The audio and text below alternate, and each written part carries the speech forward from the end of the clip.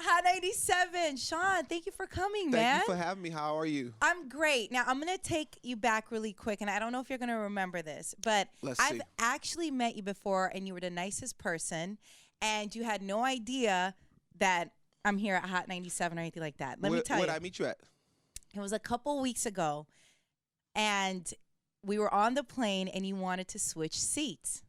Oh. Do you remember that? Yeah, I because think you so. had someone with you and you wanted to switch seats. Yeah. And you were very polite to me and you were very nice to everybody on the plane. And I think that's so awesome because you didn't know who I was. I could have been like, you know, and plus I wasn't dressed up. You don't have to know someone to be nice. And I love that. And it meant so much to me. And I just think it's, you know, it's a commendable thing, man, when someone's been in the game for a long time, very successful, and they are not acting Hollywood. Oh, no, I'm not. Other than my shades indoors. That's probably the most Hollywood thing about me. But other than that, I'm chill. I'm from New York. I'm a New Yorker. Hey, I love this. So I just want to say thank you so much for being kind to me and everybody on the plane. Thank you very much. No problem. Hey flight. How y'all doing wherever you at? And it was so early in the morning. I'll never forget it. It was a struggle. That's interesting. Yeah. Yes. So, you know, on the road telling these jokes. Yes. So now you have a bunch of shows out here, back to doing what you do.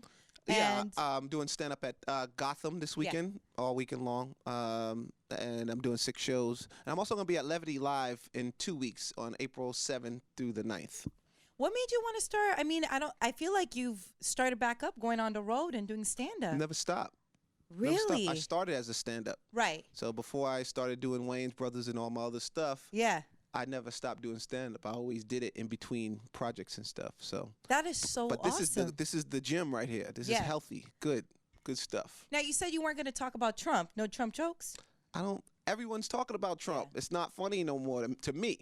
Right. Unless I have the Trump joke, I ain't got nothing. You know, I'm just watching. Yeah, no, I feel it. Yeah, everybody's doing it, and it's funny. There's some funny stuff, but I don't want to be regurgitating like stuff. Else. Yeah, exactly. Yeah. For sure. Now, on Twitter earlier, they were talking about people were trying to give their opinion on who they thought was better, Kevin Hart or Dave Chappelle. I feel like they're two different comedians. That's just my opinion. Totally two different comedians. Yes, right? Do you feel like it's hard to compare?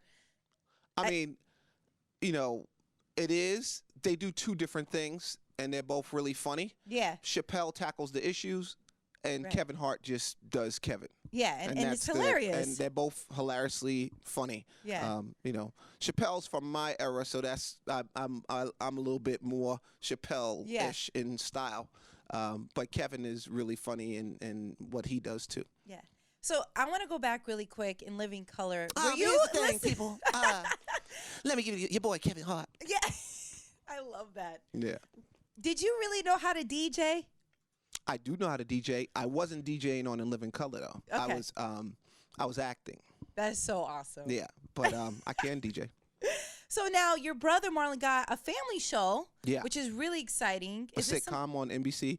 Isn't that awesome though? Very awesome. Very awesome. Your other brother has also done family type of shows. Is this something that you'd want to do? Would I do a sitcom? Yeah. Maybe one day. And I don't know if it'd be family or not. I got to figure that out. But perhaps. Perhaps, maybe. Perhaps, maybe. Now, you've been doing this for what, 20-some years? A long time. Well, let's count now. Yeah. Now that you bring it up. I started at 17, so probably about 28 years now. Wow. Yeah. How do you feel, I guess, what's been the biggest difference from then to now as far as comedy? Do you feel like things have become more censored now? Yeah, it's you know, very censored. People are very sensitive. Oh, yeah. Now, and as a comedian, you just got to continue to plow through and push those boundaries and push those buttons and navigate your way through this very ultra sensitive time. Yeah. I feel like some people are losing their sense of humor, which is kind of dangerous. Yes. So I think we all have to remember to laugh and don't be so caught up in, you know, responding to what someone says and actually kind of take it in and enjoy it for a little bit. Do you read comments on social media and stuff? No, I don't have any social media. I mean, I have a Twitter, but I'm not really active on it that much. But I don't have Instagram, no Snapchat, no Periscope, no. Why is that? Follow you around. I just don't. I honestly, it it disrupts my creativity. You know, like I need quiet and peace, and I need to kind of be away from all the noise in order to let my mind go on that journey and escape. So I found that it was a distraction. So and it's really not my thing anyway. I'm not that guy. I'm not this guy. I'm more in person. Yeah, just I like that better. Yeah. Life. I like life. For someone who's looking at you, who's inspired to become a stand-up comedic, and what would you tell them as advice? Because I feel like nowadays give up hope. Dreams are for suckers. They ain't no work for you. I'm only kidding. I'm doing. Anybody that's seen Don't Be A Menace, they know what I'm doing. Yeah, I love it. What would I tell them? Yeah, I would say if they want to be a comedian, work really hard, write a lot, find your voice, stay off social media. Interesting. Yeah, because and the reason why I say that is people spend more time promoting who they are than actually building who they want to be. So that's what the whole era of social media has become for a lot of artists, and I'm seeing them fall into this trap. And in order for you to really blossom, part of art is taking your pain and taking your life experience and regurgitating that back out into the public in an artistic way. Yeah. And if you're caught up on this all day, look at that hat. Oh man, whatever you doing, I don't know who you talking to, what you talking about. It's it's like gossipy. Yeah. Stay focused on what your craft is. Focus on your craft. Read some books. Go watch a play. That's nice. That's refreshing. Take in other art. Listen to some music. Yeah. Now, when it comes to music, who are you listening to right now? Being that you're from New York, Hot 97 and everything, but like on your own time. I listen to everything. Really? I'm the dude, straight 90s hip hop. Yeah. From Tribe, nice. to, Nice and Smooth, and, all those guys. And then I could go all the way to, Stevie Wonder, Barbra Streisand, Frank Sinatra. It depends on my mood. If I'm writing, I'm listening to like classic music. Really? Old school. Anita Baker, something soft and something I could get me in a good mood. Oh, I think that's so. I love that, because I was going to ask, like, how do you prepare for stand-up? Like, what is, being that you're not on social media and stuff, and I feel like so much information is out there, you probably get real news. And I read the paper. The paper still exists, Yes. I don't have to get my news in 140 characters or less. I like to read the entire paragraph. And the details and the everything. Details and everything. I don't mind flipping the page and folding it like it's a laundry, like a shirt. Yeah, go ahead. I don't mind. It takes a while, but it's okay. It's funny. Yeah. How do I prepare? Well, it depends. So for stand-up is totally different than for when I'm writing. For stand-up, I prepare by, I get my green tea. Mm-hmm. I make sure I eat, and then I do my mouth warm-up to warm up my mouth so that my words come out smoothly, because you're going to be talking for an hour and a half. Yeesh. And you can't be flubbing and all that, so you have to warm your mouth up. For me, I find it effective. And then I just go. And that's it. That's it. Stretch a little bit. Yeah. Wow. You got to be comfortable. Shake the hands out. Yeah, you got to be comfortable and loose. Yeah. For me, so that's what I do. Then when I'm writing, I have to have my, of course, my green tea. Right. And then whatever my favorite, healthy snacks around me. And I got to get in my little mood. Yeah. And I like to walk around with my blanket around me in my house with a pair of wild slippers like that, but more furry and fuzzy. Yeah.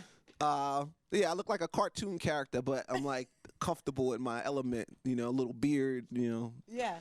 Yeah, that's me writing. Some music. I think that's so awesome to me, because we never really know how comedians get ready. It's like everybody's different, right? Everybody's different, but for me, my ritual is a couple of cups of green tea with some honey and some lemon. Your voice get a little raspy. Yeah.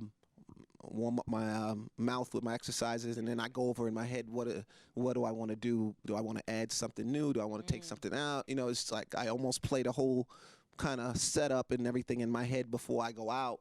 I'm Right. almost doing a spot in my head before I actually hit the stage. Yeah. I kind of look like a crazy homeless dude, Yeah, like, just- you know, off in the corner. Yeah, you know. Give me my green Yeah, tea. what's up, New York? How you doing? Yeah. Do you remember a time where you got booed off stage? Yes, I do. Oh my gosh, tell I us. sure indeed. You don't forget. You don't forget two things: getting booed and your first time Really? in the sack. Yeah. Yeah. But anyway, That is so great. and sometimes you get booed your first time in the sack. You might not hear the boo, But yeah. you're getting booed. But so, especially for us boys, Yeah. girls never get booed. You can't get booed. No. You're unbooable. Yes. Yes, it's good. But what was I gonna say? Did I ever get booed? Yes, I got booed, man. I got booed, and Robin Harris, legendary comedian, Yeah. R.I.P. Robin Harris. He kicked my ass after I got Really? booed. He did another 8 minutes on how bad I was and how funny the boo was. It was one of the most embarrassing moments of my life, but it made me a better comedian. And it was all in fun. You know, I loved Robin Harris. He was like, you know, was like a mentor to me. You Right. know, he used to sit us all. He was good to all the young comedians coming up. He used to sit us down and buy us little sodas and Wow. spit game and tell us, you know, what the game was and, you know, how to navigate yourself through it and work hard and sometimes don't even do stand up and take in life and, you know, let your pockets fill up with something Yeah. to say and then go back to he, you know, taught us a lot of tricks. He was a great guy. But that night he whooped my ass. What do you think it was? Like, Why what did were- I bomb? Yeah. Because when you're new, It was okay. like I only been doing it probably like a year. Got it. So that's like no time Super in new. stand-up time. Yeah. No time. And, you know, and I was going on, it was a place called the Comediac Theater. Yeah. And it was his club. And it was all like, all urban. Yeah. And they want to hear him. Yeah. And if you ain't him and you ain't bringing it like him, then stay your ass at home. Yeah. Because it was like the Apollo's cousin. Oh my That's what it was, like Showtime at the Apollo's cousin. But it was great, you know. Yeah. I wouldn't change a thing. It just made me a better comedian. Yeah. Who came up with the ideas now? It's so funny when you ask a fan, they might know you from the spoofs that you've done, or someone might know you from In Living Color, just the way that you've been able to evolve through this industry. Do you feel that you and your family were like the first to come up with this idea of like just spoofing? No. Really? No. Spoofing goes way back to Mel Brooks and the Zucker brothers and Yeah. all those guys. Those dudes, they laid it down way back in the day. We took it to the next level. Right. And we progressed it and took it in a different direction. But no, the spoofing's been around for years. Yeah. Yeah. So who is it? Is it your idea, or is it just like whoever, like one of your brothers, like, hey, I got this idea, let's spoof this It movie? depends on the movie. I Yeah. mean, you know, Scary Movie was my idea. Yeah. Don't Be a Menace was my idea. Really? White Chicks was my idea. That's awesome. It depends on who Yeah. gets inspired, and then we sit down with each other and go, "Yo, that's funny," and then we're like, "Yo, let's work." That is so awesome. I Yeah. think it's just we've all been fans of not just you but your family and just all the work that you've given all of us. Oh, Just thank so you. much amazing art for all of us to consume. When we talk about In Living Color, how was it working with J-Lo and Jim Carrey? Now, this is before they were what we know of them now. It was amazing. Yeah. And Living Color was probably the most fun that I had, just on all levels that Yeah. I had in my career. I mean, everything has been a great time and Yeah. fun, but for me, I was a kid with no responsibility. Oh, yeah. It was the only time I didn't really have any responsibility. I got to show up and laugh. Yeah. And Big Brother had the whole thing. Him and Damon had it locked. And I was just there as a student learning from probably some of the greatest comedic minds and talents of our generation. And it was awesome. Everybody was awesome. We had a lot of laughs. It was like a family. Yeah. And it was family, and it was a comedy college for me. That's where I learned how to write, Yeah. act, produce, everything. It just made me who I am today. What would you say? I'm sure there's a bunch of great moments, but one great moment that you just always go to during that time of In Living Color? There was no one particular moment. I just think when I think In Living Color, I think about the rehearsals and how much fun it was during rehearsal. Yeah. That a lot of times sketches was born really in the downtime from the rehearsal period. So they would run the scene, and then we go off to the craft service area, and then we just start bugging out and talking and laughing, and someone says something really funny, and then someone will go off into a character, and then Keenan would be like, yo, that's funny, and he'll assign somebody to go write that, and then that's how it's like was born. It was amazing. It was amazing. David, Tommy, Damon, Jim, Kim, Jamie, me, Keenan, Marlon. I mean, it was just insane. When you run into everybody from In Living Color, is it always love? Always love. Really? Always love. Yeah. It's your classmates. That not only your classmates, it was the people you used to run the hallways with. Yeah. Pull a fire alarm and then take off running. Yeah. That's what that's what In Living Color was. It was those guys. It wasn't just the regular, yeah, he's in my math class. This was like these were your homies. And you know what? I think it's so awesome when we're putting this all together. I'm sure not everybody was getting paid for sure, but it wasn't to where we are now, right? No. So it's so genuine, and so the love every time, I can only imagine how it is. Yeah, I mean, it was amazing. I mean, Tommy Davidson just called me last week, just out of the blue, and we just, David, I'll see David, and we'll end up talking for 2 hours and just laughing. It was just what a class. Chemistry. Yes. The chemistry we had on that show was just unbelievable. Did you, when you were part of this and seeing everybody, did you expect everybody to turn into the superstar that they are now? Nobody was even thinking that. None of us was even thinking past the time that we were in. We were living in that moment. We were in that moment at that time, and so we wasn't even aware of the impact of In Living Color at the time. Crazy, we right? knew it was a hit, but we didn't know how big of a hit it was and what it meant, and because we was in that moment. Yeah. With all the celebrities that came on to the show, and we've seen people come and go, and we'll go back to Tupac, for example. Mm-hmm. And did you realize, like, wow, we're creating something, and obviously all we knew was, wow, look at this energy, look at Puff, look at Busta Rhymes, look at at the end of the show, what? So we rocked out for 25 minutes with the comedy, and then we had this amazing musical performance at the end with some of the biggest and brightest and most talented hip hop and R&B stars, in the game. It was sick. Mary J. Blige. I mean, we had Latifah, we had Busta Rhymes, we had Q-Tip. I mean, it was madness. And you know what? I think it's so important for us being part of hip hop. That was really one of the first times ever to be on such a major platform. That creation wasn't just comedy; it was the culture. It was the culture. It was great for the culture. Yeah, great for the culture. I know. I miss it. You making me miss it. I'm gonna go home and call Kim and be like, yo, man. Let's do a reunion, dude. Once. Just once. Would you ever? Maybe. Yeah. We talk about it. We need it, man. I agree. We need it. I agree. And like I said, anything can happen, and we bubbling. We'll see what happens. Yeah, because I remember it was not that long ago. Eddie Murphy's Twitter, everybody was set on fire because there was a tweet saying, a sequel for Coming to America. We need that. We need that. But we also need a reunion for In Living Color. It's important for the culture. It's important for us. You know what I mean? I agree.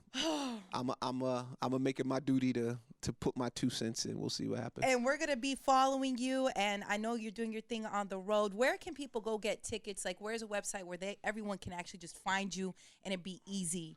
That I don't have that. Yeah. I love that, though. That's the organic. I feel like that's how true, real comedians are. It's you have to you can't find Chappelle nowhere. Ever, right? Like, here's how bad I am now. He called me Bigfoot. Like, I seen him at a comic like, Shawn, where have you been? I was like, what? How do you got the nerve to ask me where I've been? Man, I haven't seen you forever. Like, what? Where are you hiding, man? I love this. When Chappelle says you ain't been around, where you been? That's craziness. But that's beautiful. I think that's what makes us love, comedians that are true comedians, because you really do it for the art. We do it for the art, for the laughs, and it's the only way. It really is the only way to be funny. Is you got to be a fly on the wall and not all up in it. Not all up in it. Yeah. You can't. You're not funny. If you're all up in it, you ain't funny. Period. I appreciate you so much for stopping by. Thank you for having me. And I'm sending good energy. We hope the reunion I happens. Feel it. Me too. Yeah, I feel it. But I'm I'll do what I can. I'm only one guy, but we bubbling. That's I like all. it. We feel what you feel. We feel what you feel. We feel what all y'all feel. Everybody, millions of people. I know. So we'll see what happens. Well, keep sending the energy, and thank you. I am. Trust me. Thank you. Thank you so much for taking the time with us. Thank today. you for having me. I appreciate it. Thank you.